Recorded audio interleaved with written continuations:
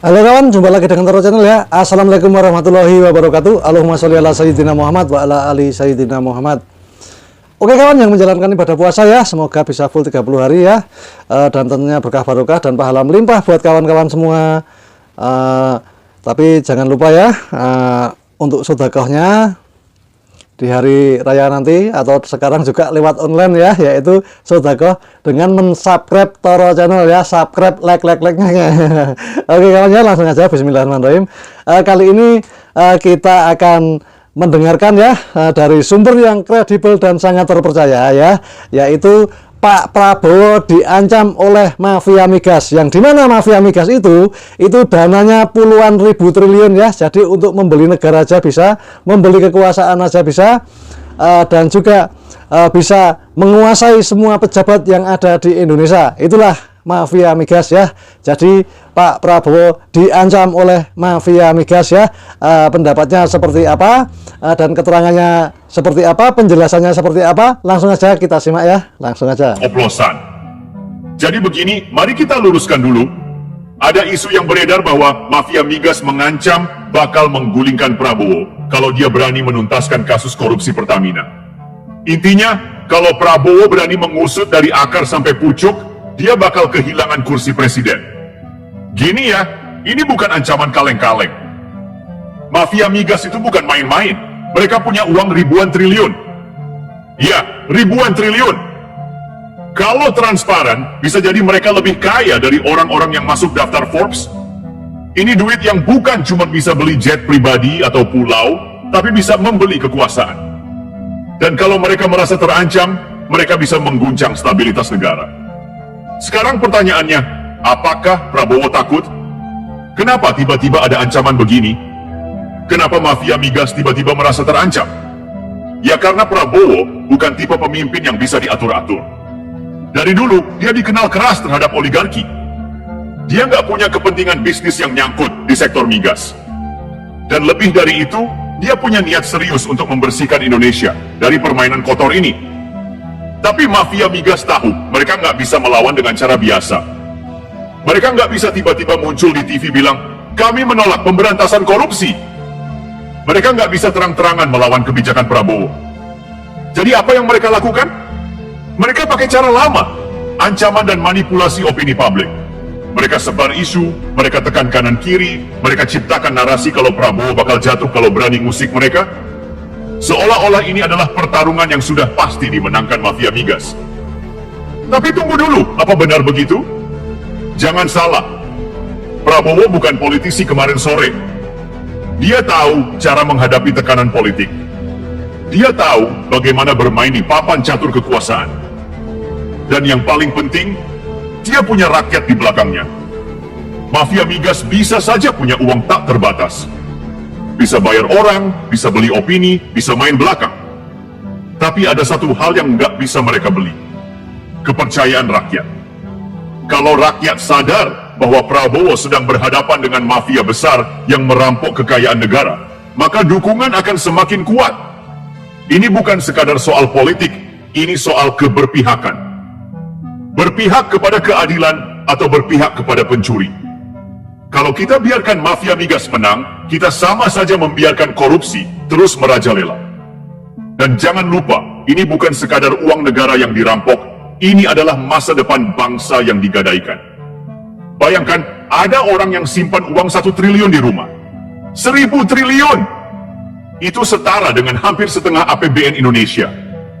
Kalau uang sebanyak itu dipakai buat membangun negara, buat pendidikan, buat kesejahteraan rakyat, kita bisa jadi negara adidaya. Tapi kalau itu dibiarkan jatuh ke tangan segelintir orang, ya kita bakal begini-begini terus. Mafia migas ini harus dilawan. Dan Prabowo harus terus maju. Kalau perlu, rakyat harus ikut bergerak. Jangan sampai Prabowo dibiarkan sendirian dalam pertarungan ini. Karena ini bukan cuma pertarungan seorang presiden. Ini adalah pertarungan antara kejujuran melawan kerakusan. Bukan Prabowo yang harus takut, tapi mafia migas yang harusnya mulai panik. Karena kalau rakyat sadar, kalau rakyat bersatu, mereka nggak akan bisa lagi bersembunyi di balik uang mereka. Dan saat itu terjadi, Indonesia akan benar-benar merdeka dari cengkeraman mafia. Jadi, kalau mafia migas benar-benar punya kekuatan sebesar itu, kalau mereka bisa membeli siapapun, dari rakyat kecil sampai elit, dari mahasiswa sampai aparat, apakah berarti Prabowo nggak punya peluang? Salah besar. Justru inilah saatnya kita melihat siapa yang benar-benar memegang kendali. Mafia migas boleh saja merasa mereka punya segalanya, tapi mereka lupa satu hal, dunia sudah berubah. Di era Orde Lama atau Orde Baru, mungkin permainan seperti ini bisa berjalan mulus. Pejabat bisa dikendalikan, rakyat bisa dibungkam, dan informasi bisa dikontrol. Tapi sekarang semua bisa terbuka. Rakyat lebih cerdas. Dulu rakyat nggak banyak yang paham permainan migas. Tapi sekarang, media sosial ada, investigasi banyak, diskusi politik makin berkembang. Rakyat tahu kalau ada yang nggak beres. Kekuatan rakyat lebih besar daripada uang. Ingat waktu reformasi 1998? Itu bukan gerakan yang dibiayai triliun rupiah, itu gerakan rakyat. Jadi kalau mafia migas pikir mereka bisa membeli seluruh Indonesia, mereka lupa bahwa rakyat punya harga diri. Sekarang kita tanya, apakah rakyat Indonesia akan diam kalau tahu Prabowo sedang melawan mafia? Jawabannya, tidak. Dan mafia migas tahu ini. Makanya mereka nggak berani tampil terang-terangan. Mereka main di balik layar, pakai ancaman, pakai intimidasi. Mereka panik. Oke, sekarang kita lihat dari sisi strategi. Mafia migas memang kuat, tapi Prabowo juga bukan politisi amatiran. Kalau Prabowo mau menang dalam perang ini, dia nggak bisa gegabah. Dia harus kumpulkan bukti yang kuat.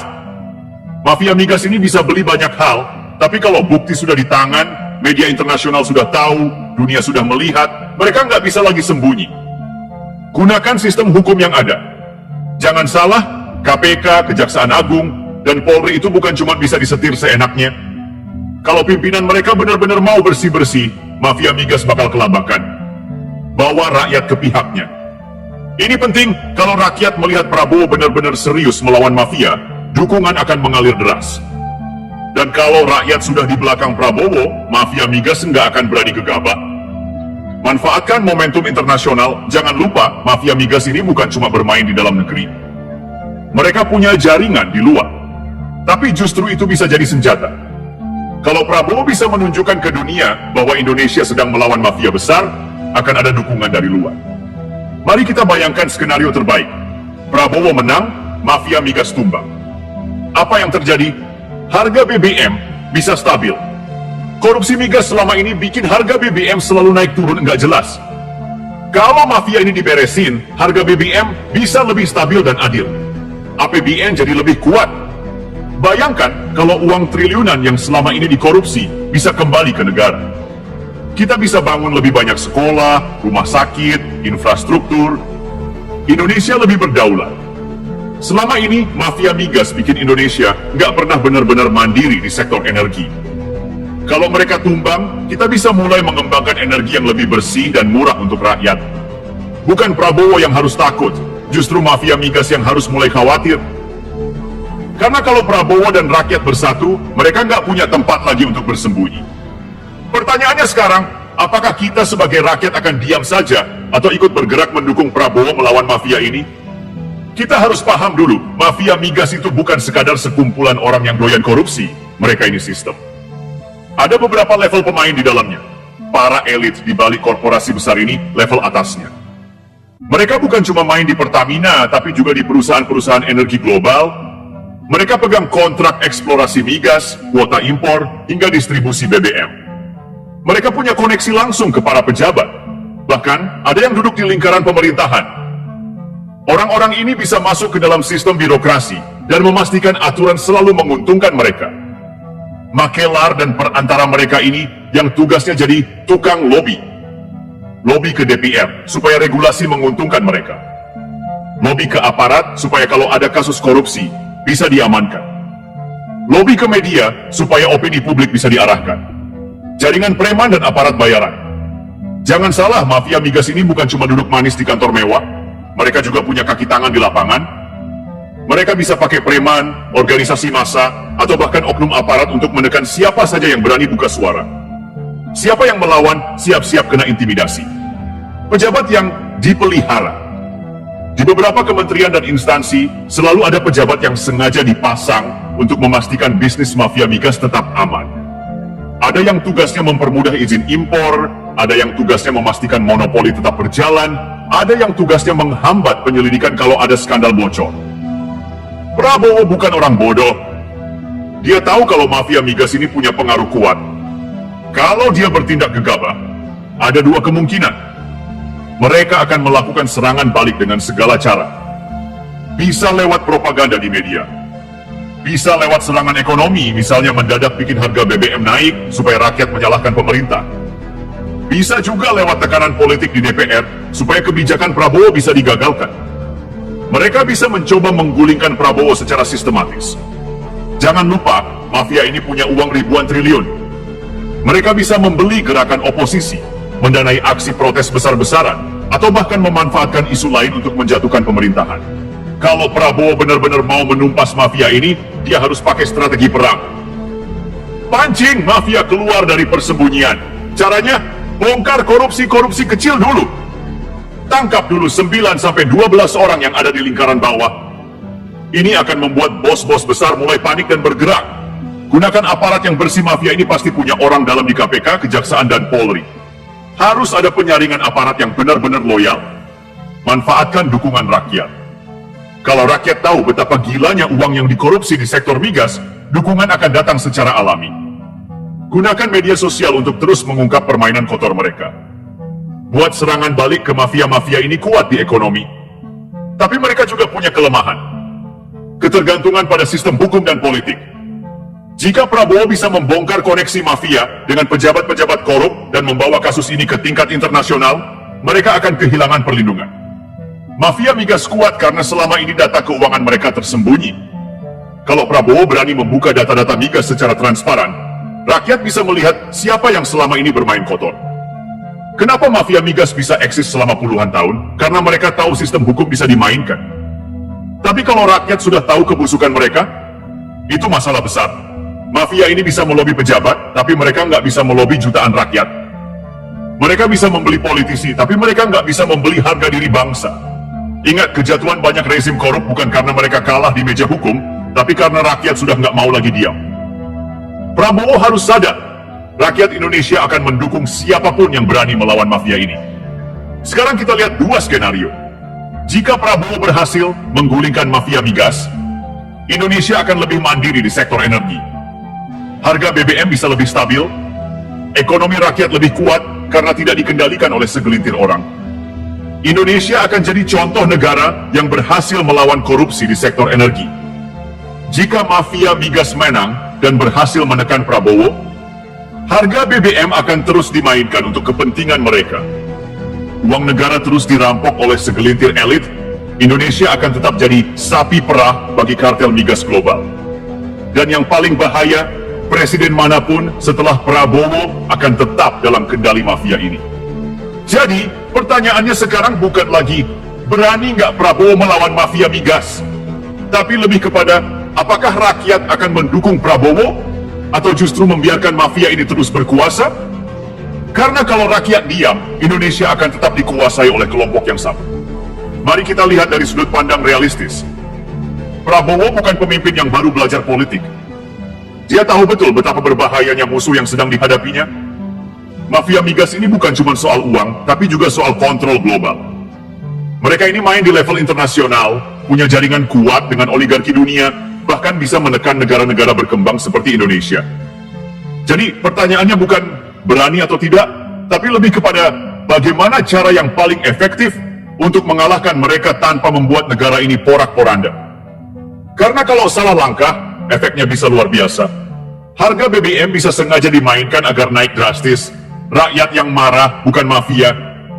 Isu bisa dipelintir di media, Prabowo justru disalahkan. Oposisi bisa dimanfaatkan untuk membuat situasi politik makin panas. Ini bukan sekadar perang terbuka, tapi perang strategi. Prabowo harus siap dengan serangan balik politik dan ekonomi. Jangan kaget kalau tiba-tiba BBM jadi langka atau harganya melonjak tajam. Ini sering terjadi di negara-negara yang mencoba melawan mafia migas. Tujuannya biar rakyat sendiri yang menekan pemerintah. Solusi Prabowo, segera pastikan Indonesia punya cadangan energi strategis. Kembangkan energi alternatif, biofuel, listrik, nuklir. Kurangi ketergantungan pada impor migas yang dikendalikan oleh kartel global. Penyusupan di lingkaran kekuasaan mafia migas tidak akan tinggal diam. Mereka akan menanamkan orang-orang mereka di pemerintahan, DPR, bahkan di kabinet. Tujuannya, menghambat kebijakan Prabowo dari dalam. Solusi Prabowo harus bersih-bersih birokrasi.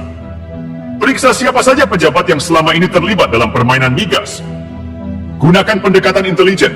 Jangan cuma pakai hukum biasa karena mafia ini licik dan bisa bermain dengan celah hukum.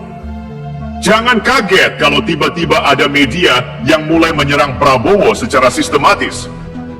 Narasinya bisa macam-macam. Pemerintahan Prabowo gagal mengatasi ekonomi. Prabowo lebih buruk dari presiden sebelumnya. Kebijakan energi Prabowo justru menyengsarakan rakyat. Solusi Prabowo harus punya media counter offensive.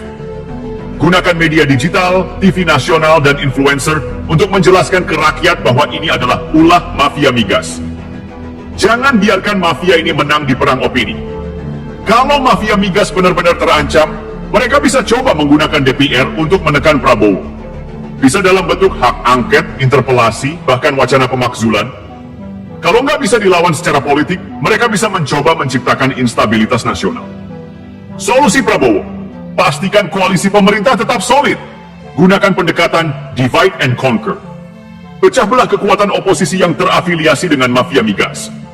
Gunakan strategi legal dan konstitusional untuk melawan serangan politik yang tidak fair. Ini bukan hanya perang Prabowo, ini perang kita semua.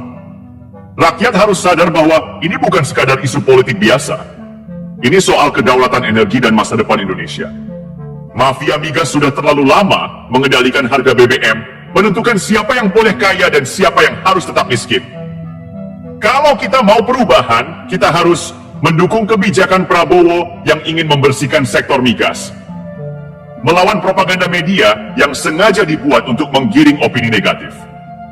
Terus mengawasi dan mengkritisi siapapun yang mencoba bermain di dalam pemerintahan untuk kepentingan mafia. Menyebarkan informasi yang benar, bukan hanya menerima narasi yang sudah disetir oleh kepentingan tertentu.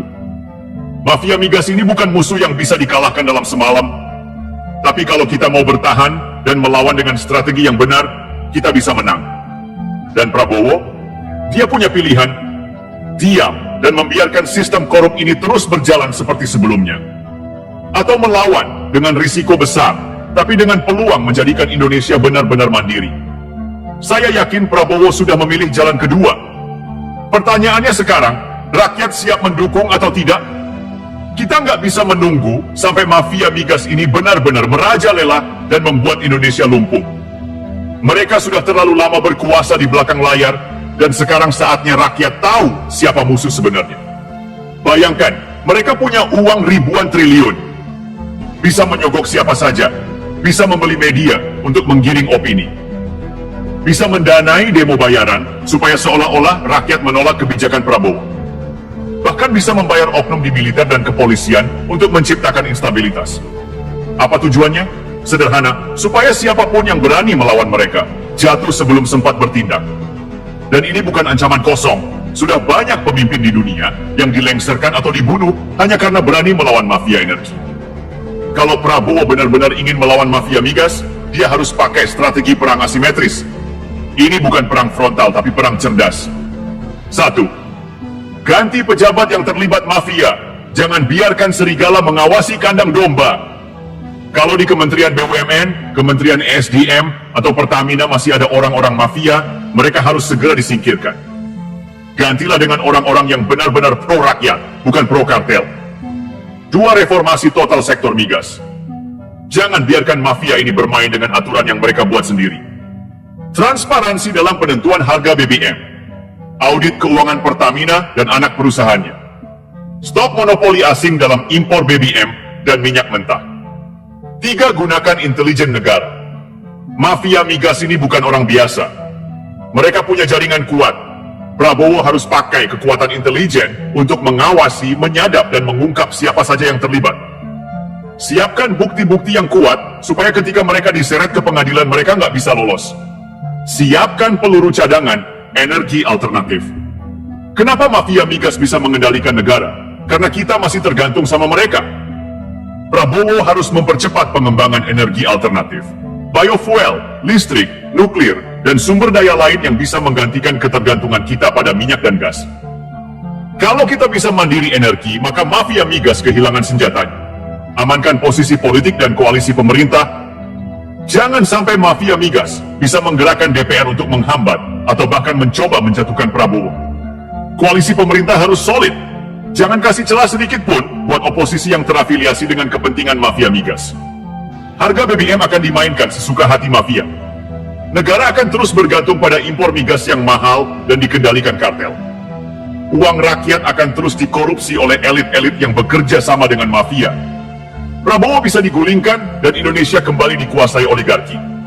Jadi, mau diam saja atau melawan? Prabowo tidak bisa sendirian. Rakyat harus mendukung. Sebarkan informasi ini ke sebanyak mungkin orang. Jangan mau dibodohi oleh propaganda mafia yang menyesatkan. Lawan siapapun yang mencoba menggagalkan reformasi sektor migas. Prabowo harus menang dalam pertempuran ini demi Indonesia yang lebih baik.